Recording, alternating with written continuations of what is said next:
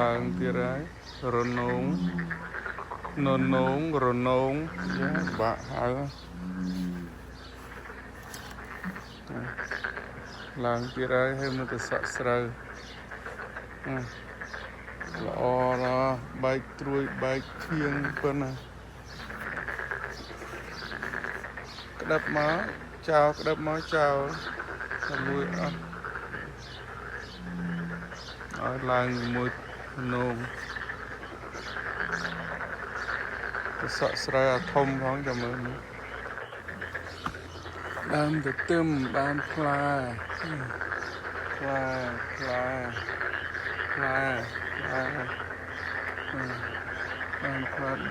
4-5ដែរ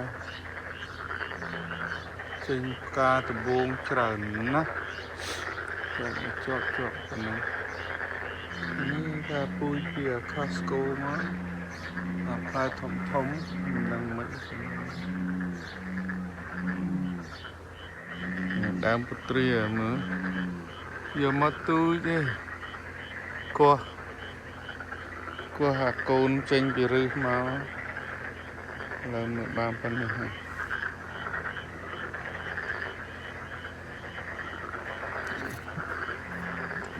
អូហើយទៀតមើលចង់ដល់ត្រើងទៀតត្រូវកាត់បន្លោះត្រើងឲ្យចេញ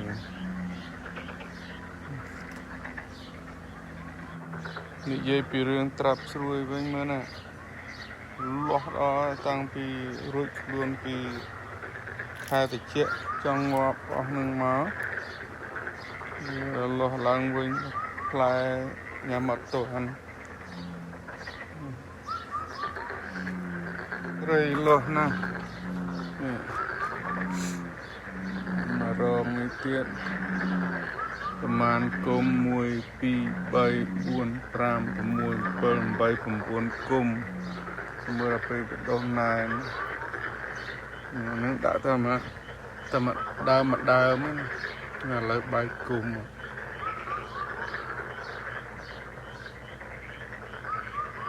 ៉ាំតែដើមនេះក្រូចសើចបាទសង្ឃឹមថារស់ហើយជាតែចេញត្រួយបដាមុននៅពាក់ដានឹងឡើងបានចិត្តផុតគុំសង្ឃឹមថារស់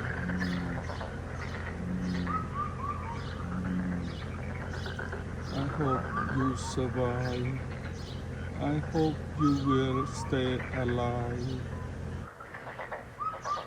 តកួនបានប៉ុណ្ណេះហើយណា